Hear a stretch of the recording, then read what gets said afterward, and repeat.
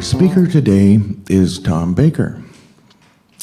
Tom is a professional counselor, teacher of A Course in Miracles, and former Catholic priest. Catholic priest.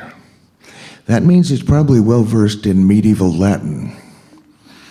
Well, I like to read ancient music, and I even like to read church history. So I end up reading a lot of medieval Latin. But I have a question.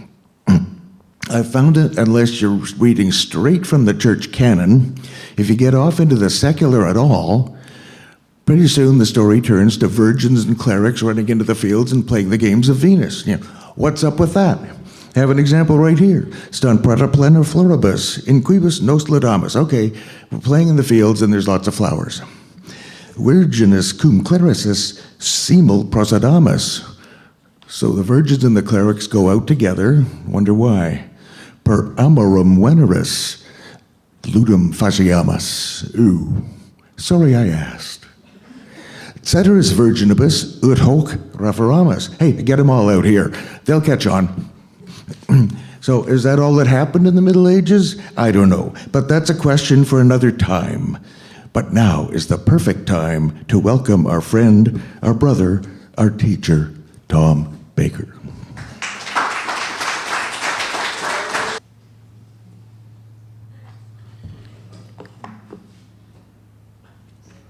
Ridicula, ridiculu, ridiculome.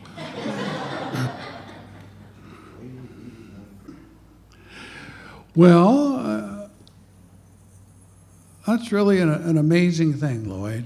Not what you just said, but what the meditation was. That was tremendous. Let's give Lloyd a hand. That was a marvelous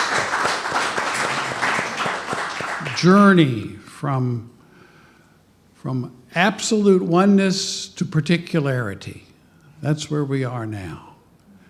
And in our particularity is often a sense of loneliness, of pain, of misery, but especially of loneliness. The idea that I'm here all by myself. In a scientific society, there's a tremendous amount of what?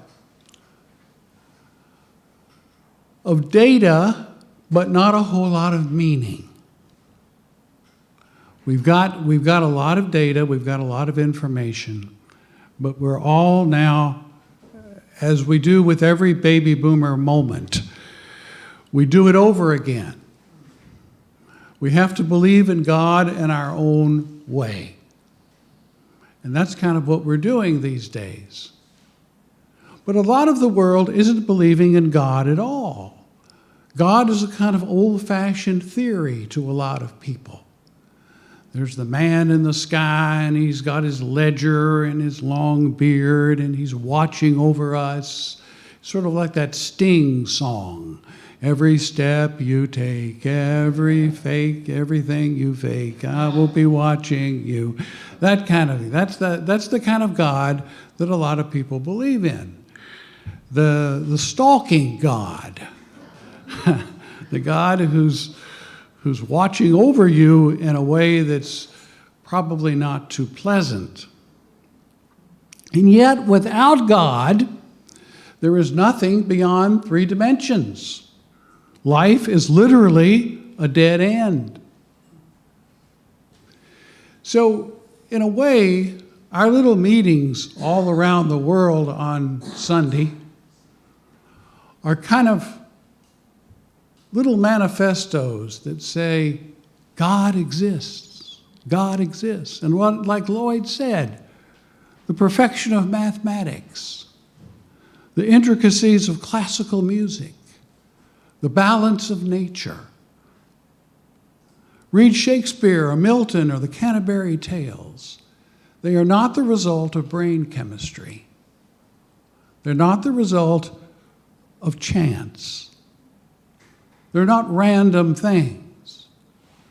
They're things that came out of the heavens into the earth. And we even have a consciousness in which we speak to ourselves. You don't think your brain really made up your consciousness, do you? It can interrupt your consciousness. That's what the brain often does. It's that little monkey mind, those little thoughts that keep going, dunk, dunk, dunk, dunk, dunk, dunk, dunk, dunk, dunk, dunk, dunk, dunk, dunk, dunk, dunk, dunk. But you're there listening to those thoughts. You pick the ones that you want, the ones that you think are true. You pick your opinions, you pick all those thoughts that come to you, and then you create something out of those thoughts. That's consciousness. We say to ourselves, what am I going to do now? Well, that's your soul speaking to yourself, to your ego. Now, I didn't always believe in God. I was an atheist at age 7 because a little girl in my class had died. I came to school one day and they said that Elizabeth had passed on. She had passed away. That God had gotten another angel in heaven. That's what the principal of the school said over the loudspeaker. That's his explanation for where Elizabeth went. She had gone to heaven by the request of God. And I sat in my little desk and held on tight because I did not want to be the next one to be chosen. To go anywhere but home.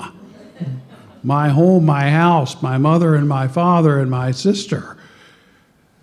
And I thought to myself, a God that would take a little child wouldn't be much of a God.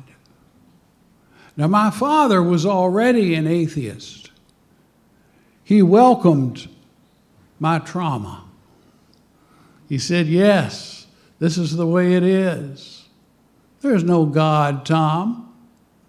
There's only the newspaper and television and books. We have to do our best here with what we've got. And so we sat home on Sunday mornings and we watched the ministers on television and we laughed at them. My father would say, they're so stupid, they're so dumb. Anybody who could believe in God is out of their minds. And I sat there wondering, I wonder if he's right. So I was a little atheist for a couple of years until I was 9 years old. And that's when my grandmother married a man whose mother had been cured by Edgar Cayce. And the Edgar Cayce readings came to our home. And I started reading about karma and reincarnation and how God had a purpose for everybody's life. And I was back. Or God was back. I was finally there again. God was no longer arbitrary. Life took as long as it took for us to think like God. So even at that early age, I began to recognize from Cayce's influence that belief in God is not a matter of going through the sacraments. It's not a matter of getting baptized and getting confirmed and getting married or holy orders or all that kind of thing. That didn't bring you to God exactly. Something else brought you to God. A clear mind, a still mind, an open heart. Those things are what brought you to God. And you started to realize things as you were thinking with God. For instance, that the part has in it the whole. Now, that's the kind of thing Lloyd would think of. That inside of each cell that we have, We have the entire genetic code. That's why you can clone any living thing from one cell. Now, that's not an accident. That's not just the survival of the fittest. That's mathematics. That's chemistry. That's physics. That's a miracle. That didn't come from nowhere. Absolutely not. So, I had a little secret.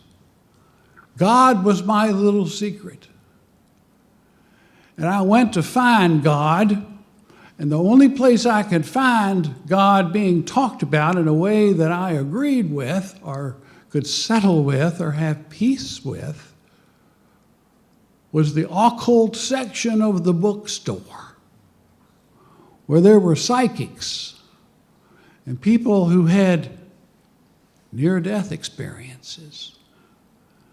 And I started reading about people having experiences with God, and I began to really get happy about this, to really realize that God was everywhere I looked, that everyone was an expression of God, that God was everywhere we went. And that was my little secret. And then I went to college, and I ran into some Catholics. And they had a little center at the University of Kentucky called the Newman Center. And the priest in the Newman Center was named Father Moore, and he was a Renaissance man. He knew about art and philosophy. He was a connoisseur of good food and good wine, and he was smart. Now, up to that time, I had not met religious people who were smart. They were talkers and yellers. They tried to convince you with fear and threats. They were not smart. They were kind of the dumb side of humanity. And finally, here was a man who was smart and philosophical and curious and vital. One time, Father Moore got so excited, he was holding a rose, and he said, "You know, God is in this rose. I love this rose." And he ate it. He just ate that rose. He just...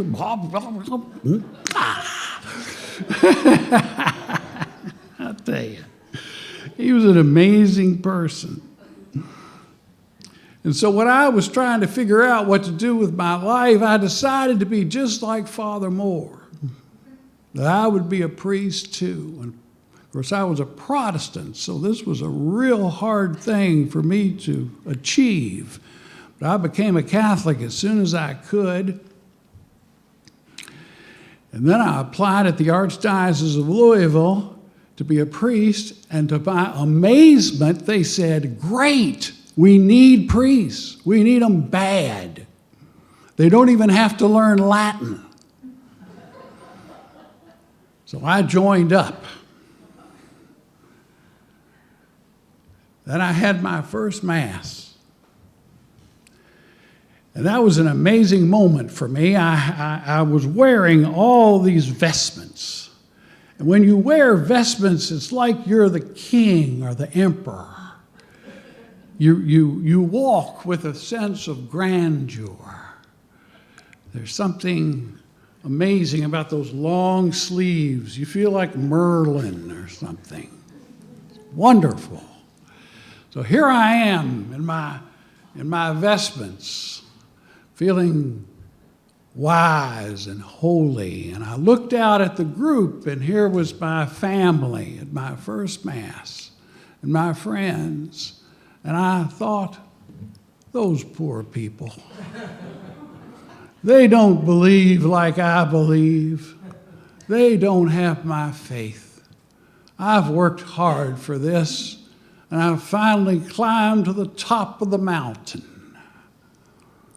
You could hear that sort of dream come true speech in myself, the top of the mountain. I had gotten there.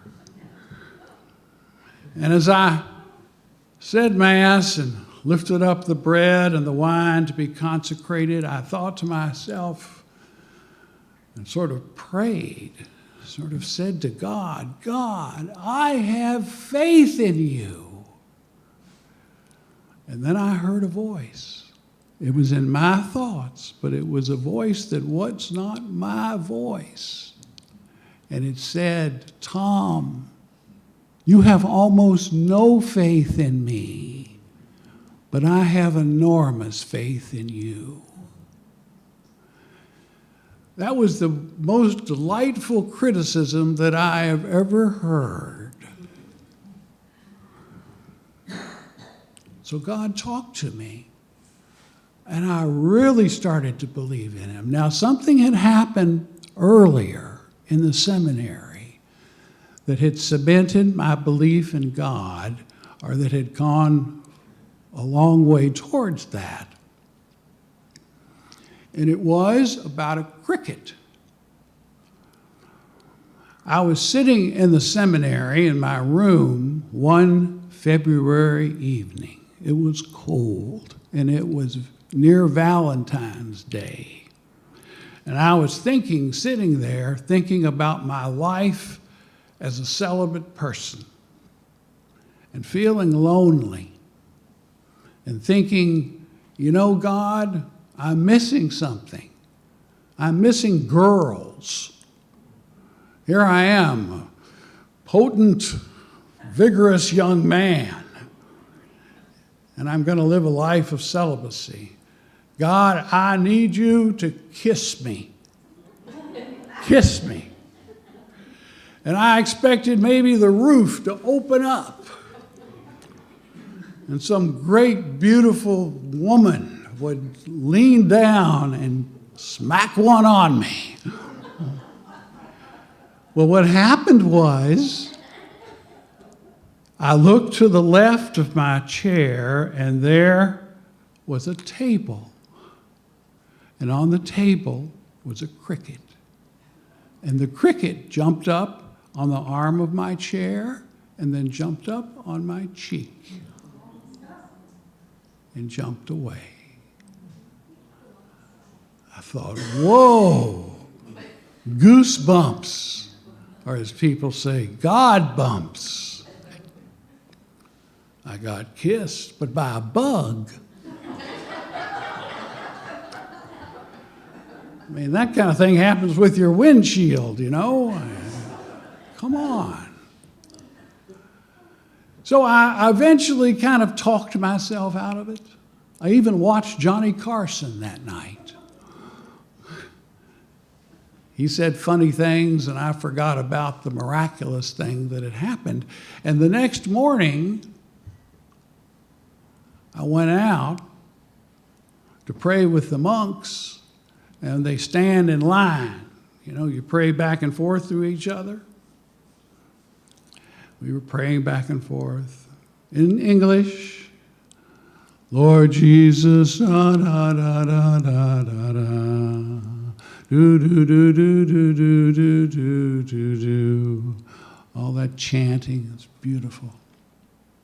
And I looked down at the end of the aisle, and I saw something moving. And I looked again, and it was something that was hopping. And I looked, and it got closer and closer and closer, and it hopped up on my shoe, and it was a cricket. And it hopped away. I thought, uh-oh.